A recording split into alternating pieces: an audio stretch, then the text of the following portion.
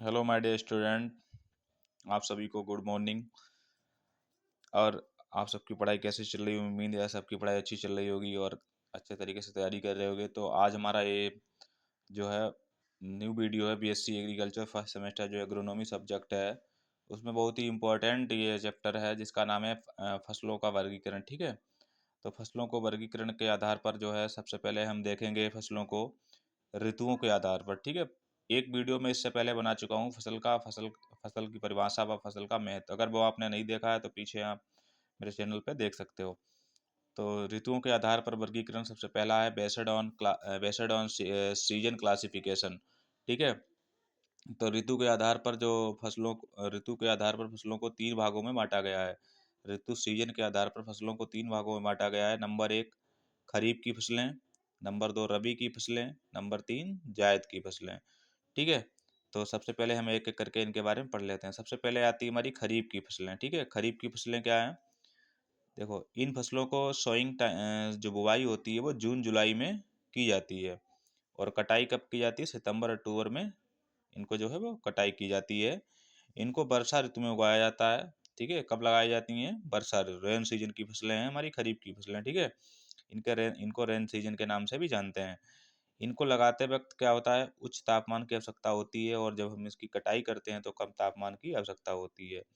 तो इनका जो एवरेज टेम्परेचर होता है खरीफ का वो 28 से 35 डिग्री सेंटीग्रेड तक होता है। ठीक है, तो खरीफ की फसलें कौन कौन सी हैं? जो इसकी मुख्य फसलें कौन सी हैं? जैसे धान, मक्का, बाजरा, कपास, तंबाकू, ज्वार। ठीक है, ये सब क्या हैं? इसकी खरीफ की मुख्य फसलें हैं।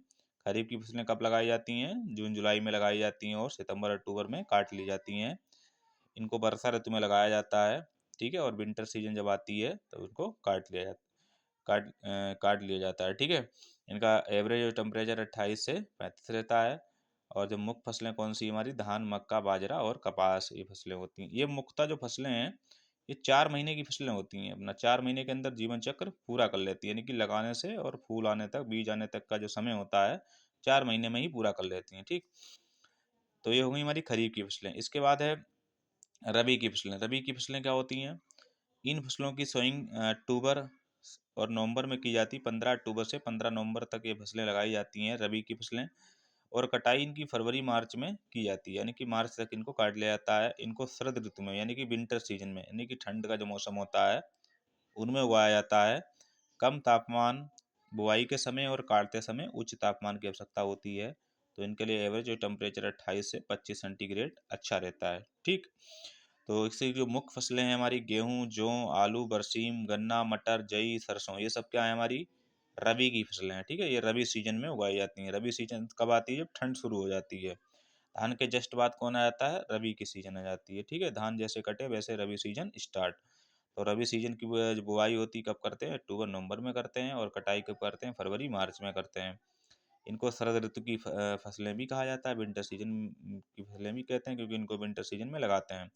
इनको लगाते समय जो होता है कम तापमान होता है और कटाई के समय ज़्यादा तापमान की आवश्यकता होती है। तो ये हो गई हमारी रबी की फसलें। ठीक है, इसके बाद तो उम्मीद है आपको सबको ये अच्छी समझ में आ रही होंगी और आप अपना नोट्स बना लोगे। ये फसलें जो है पेपर में आएंगी और आपको बहुत ही आगे फ़ायदा देंगी, क्योंकि आपको नॉलेज होना चाहिए फसलें कौन कौन सी हैं, कौन कौन सी। ठीक है, रबी की फसलें कौन सी हैं, खरीफ की फसलें कौन सी हैं। तो अगर आपको हमारा ये क्लास अच्छा लग रहा हो तो इसको ज़्यादा से लाइक और शेयर करिए। हमारे चैनल को अगर आपने सब्सक्राइब नहीं किया तो आप उसको सब्सक्राइब भी करिए, जिससे जो भी हम वीडियो डालेंगे वो आपको समय से मिल जाएंगे और आप नोट्स बनाते रहना, वो आपकी बहुत ही हेल्प करेंगे। आगे हम देखते हैं कि हमारी जो फसलें आती हैं वो जायद की फसलें हैं। कौन सी हैं? जायद की फसलें। ठीक है, जायद की फसलें तीसरे नंबर पर कौन सी? जायद की फसलें। ये फसलें कब होती हैं? ये फसलें खरीफ और रबी के बीच की फसलें होती हैं। जायद की फसलों को क्या कहते हैं? खरीफ और रबी की बीच की फसलें कौन सी होती हैं? जायद की फसलें होती हैं। ये अधिक तापमान और प्रकाश काल में वृद्धि करती हैं तथा लू सहन करने की क्षमता होती है। आप देखते हो कि अब इनको लगाया कब जाता है? मोस्टली इनको जो होता है मार्च अप्रैल में इनको लगाया जाता है और जून जुलाई तक इनको काट लिया जाता है। किसको? जायद की फसलें। आप देखते हो जब लू चलती है, बहुत ज़्यादा ठंड होती है, मतलब बहुत ज़्यादा गर्मी होती है, जब लू चल रही होती है जून जुलाई में, आप देखते हो कितनी बड़ी लू और गर्म हवाएं चलती हैं, तो ये सब सहन कर लेती हैं जायद की फसलें। तो इनको वहीं लगाए। टेम्परेचर इनका होता है जो 30 से 40 सेंटीग्रेड इनका टेम्परेचर होता है और इसमें ज़्यादातर जो पौंडने वाले फसलें होती हैं, ठीक है, वो लगाई जाती हैं। जैसे खरबूजा है, तरबूजा है, ककड़ी, मूंग, लोबिया, ये सब क्या हैं, जायद की मुख्य फसलें हैं। ठीक है, खीरा भी इसी के अंदर आता है, जायद के अंदर खीरा भी इसी में है। ठीक है, तो जायद की फसलें क्या होती हैं, ये एक बहुत ही ज़्यादा हाई टेम्परेचर में अपनी ग्रो करती हैं। कोई इन पर फ़र्क नहीं पड़ता, चाहे आंधी आए या तूफान आए, अपनी ग्रोथ करती रहती हैं। और प्रकाश काल वृद्धि में अधिक तापमान और अधिक प्रकाश चाहिए होता है, क्योंकि बड़े दिन होने लगते हैं ना, तो उसमें अच्छे तरीके से अपना ग्रो करती रहती हैं। तो जायद की फसलें कब लगाई जाती हैं, मार्च अप्रैल में लगाई जाती हैं, मई जून में काट ली जाती हैं। और ये खरीफ और रबी के बीच की फसलें होती हैं। कौन कौन सी फसलें हैं भाई, तो खरबूजा, तरबूज और ककड़ी, मूंग, ये सब क्या है, लोबिया और कद्दू है, कद्दू, लौकी इसी के अंदर आता है। ठीक है, खरबूजा, तरबूज और खीरा भी इसी के अंदर आएगा, ककड़ी भी इसी के अंदर आएगा, जायद के अंदर। ठीक, तो ये हमारा वर्गीकरण था। जो हमारा बात करते हैं ऋतुओं के आधार पर वर्गीकरण था, तो ऋतुओं के आधार पर फसलों को 3 भागों में बांटा गया था। नंबर 1 खरीफ की फसलें, नंबर 2 रबी की फसलें, नंबर 3 जायद की फसलें। तो ये जायद की फसलें हमने तीनों आपको बता दी, इसको अच्छे तरीके से लर्न कर लो, आगे हमेशा आपके एग्जाम में और हमेशा काम में आएंगी। दूसरा जो वर्गीकरण है वो है पौधे के जीवन चक्र के आधार पर। ठीक है, life cycle, based on life cycle classification जो है पौधे का जीवन चक्र के आधार पर। ठीक है, तो जीवन चक्र क्या होता है भैया, देख लो, ये जीवन चक्र भी समझ लो। पौधे अपनी पूर्ण वृद्धि एवं विकास, अंकुरण से बीजो उत्पादन तक में जितना समय लेते हैं, उस समय को जीवन चक्र कहते हैं। यानी कि पौधे जिस समय से लगाए जाएंगे और जब वो बीज उत्पादन कर देंगे, यानी कि जब वो कट जाएंगे, तो उतने उनके बीच का जो समय होता है, उसी को हम बोलते हैं जीवन चक्र बोलते हैं। यानी कि कोई आपने कोई चीज़ लगाई और वो लास्ट में कब समाप्त हो गई, तो उसी को क्या बोलेंगे, लाइफ साइकिल बोलेंगे। जैसे किसी का भी जीवन होता है, कोई पैदा हुआ और लास्ट में जब वो एक्सपायर हो जाता है, तो उसका जीवन चक्र पूरा हो जाता है। तो कितने, तो जो मोस्टली जो पौधे हैं, इनका जो जीवन चक्र क्या होता है, ये जब तक, यानी कि अंकुरण से लेकर बीजोत्पादन तक इनका जीवन चक्र होता है। तो इनको भी 3 भागों में बांटा गया है। नंबर 1 एक वर्षीय पौधे, ठीक है, नंबर 2 द्विवर्षीय, नंबर 3 बहुवर्षीय पौधे हैं।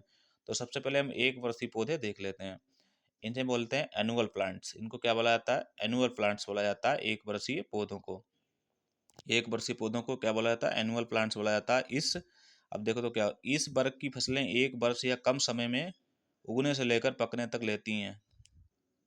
यानी कि एक वर्ष से क्या होते हैं, जो एक वर्ष या इससे कम समय, जैसे अगर कोई फसल 3 से 4 महीने में पूरी हो रही है, अपना जीवन चक्र पूरा कर रही है, जैसे धान की 4 महीने में कर लेती है, तो वो क्या कही जाएगी, एक वर्षीय कही जाएगी। अगर वो 2 महीने में पूरा कर लेती है अपना जीवन चक्र लगाने से और कटने तक, तो वो एक वर्षीय ही कही जाएगी। अगर 12 महीने तक करती तो भी वो एक वर्षीय ही कहेंगे। अगर 1 महीने में जीवन चक्र पूरा करती तब भी उसको एक वर्षीय ही बोलेंगे।